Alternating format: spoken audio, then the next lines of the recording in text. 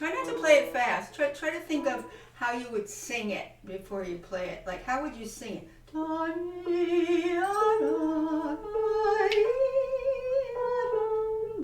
Yeah. That to me makes sense.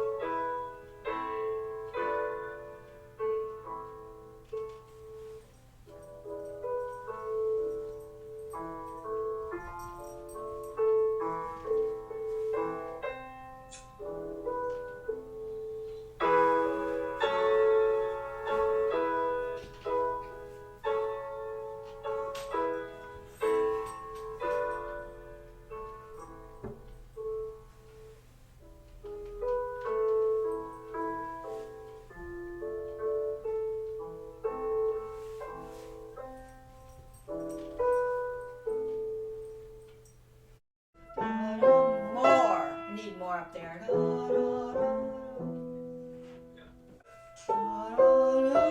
I have to push into that. Delayed. And with that rotation, you just let your thumb drag off the E. Yeah, yeah. If I do both hands there, I get. Right. More. I need more up there. And then even just quietly, just play it a couple of times, Okay. just so I then hear that. Yeah. Right, especially when there's been a lot of other pieces, and the other thing is, even if there's, especially if there's other pieces that have been played at a very different tempo, pieces I know that have been played at a different tempo than I tended to play them, that can really sort of mess with. I like that tempo. I really do. Yeah. I think it's really nice.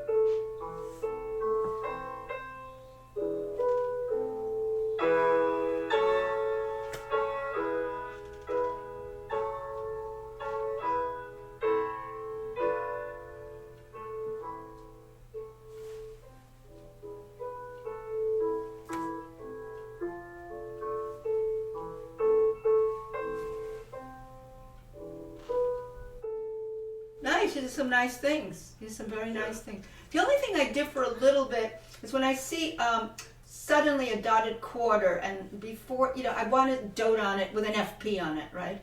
Do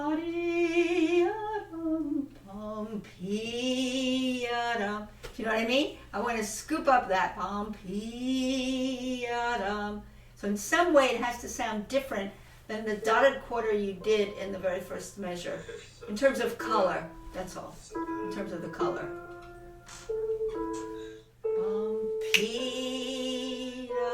Exactly. And it's higher because it's a sequence. It's a rhythmic sequence, isn't it? Rhythmic sequence. It's not necessarily melodic. And so it's at a higher level. So you want to squeeze it out more, draw it out more. Yeah, just delay it a little. Right. Otherwise, it sounds like the same thing. Okay, here comes the rhythm, the dotted quarter, eighth quarter. Okay, here it comes again, dotted quarter, eighth quarter. No, this is different. Higher, FP, more expressive on the dominant this time, right? So harmonically, it's different too. It goes to the dominant, right? The dominant. There are a few times with that as I was playing it where it's kind of like I played the note and then I wanted to not have played it just there.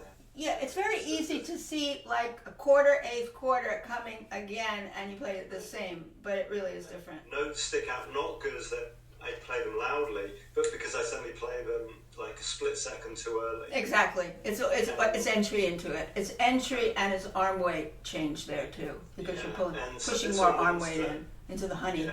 Try that first phrase. How are you going to alter that a little?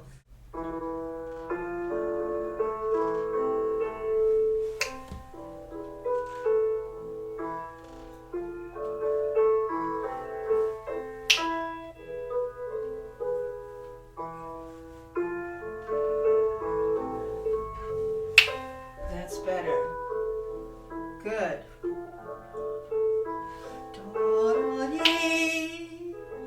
They actually match each other how you do it, right? Because the first one is now this next one it's very similar. It's very similar. It's sort of like It's how you relaxed, more tense, roll back. Yeah, then exactly. Most tense. And that makes it so much more beautiful to hear this piece that way. Yeah, it gives it a nice sort of two-measure flow to it. Right. Because exactly. I think this piece is, as you point out, is incredibly repetitive.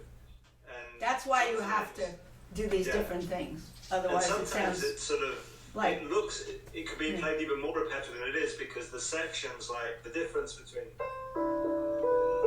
is very different from when at the end, which is very similar.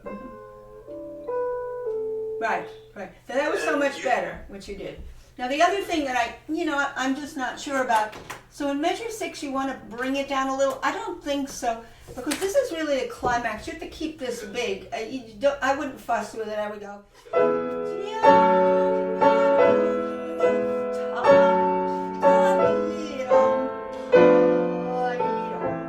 Hear it again. Right, it's that same idea, but keep it big. We need those big measures. Now show me that part, the climax.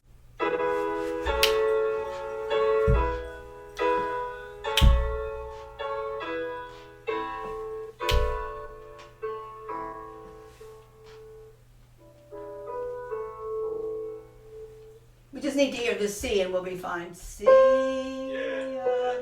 C.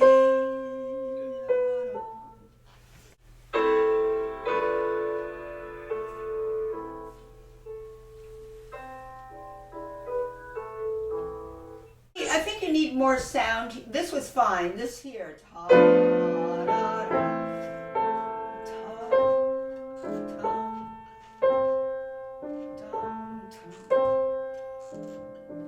No? Because you get too soft before you get to that A. Right. You have to have some tone left from the SFC. Something left there. Okay. So you could shape it down from the C and have the C come out but not punch out. So you mean more on the A, but even though it's a P. You don't want to be like completely under the rug there, or you'll have no tone.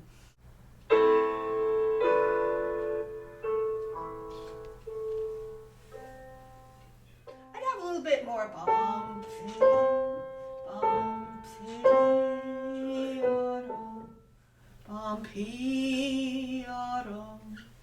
You could start actually from the second time when you do. Listen.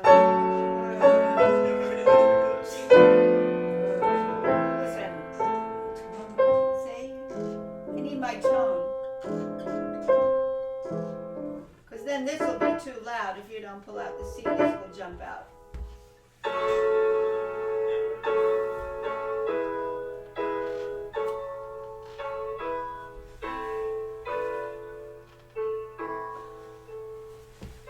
Yes, exactly right. That was perfect.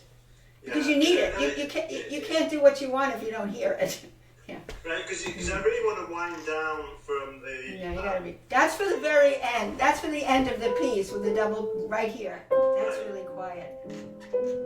That's the reserve for the last measure of the piece. I want to have a bit of room below this. Yeah, you've got to have room. Yeah, so that this doesn't extinguish. Yeah. Right. I want these to be. This is the Again, you have another dotted quarter, so you have to go da-dee, da-dum. You have to have tone. We need tone above the afterbeats, the melody.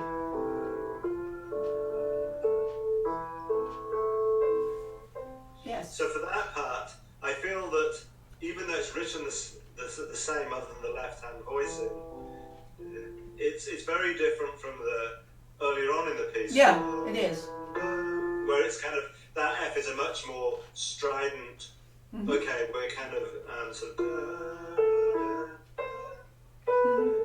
as opposed to this is now, and then, so it's sort of, I need something. I still have tone here. Yeah. But at the very end of the piece, I really disappear. I want to disappear at the end.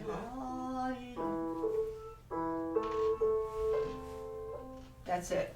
No, these are all these nuances in this piece. So tricky because it's rhythm, color, and it's melodic color together, and how I enter the notes to get the rhythm and the melodic color together.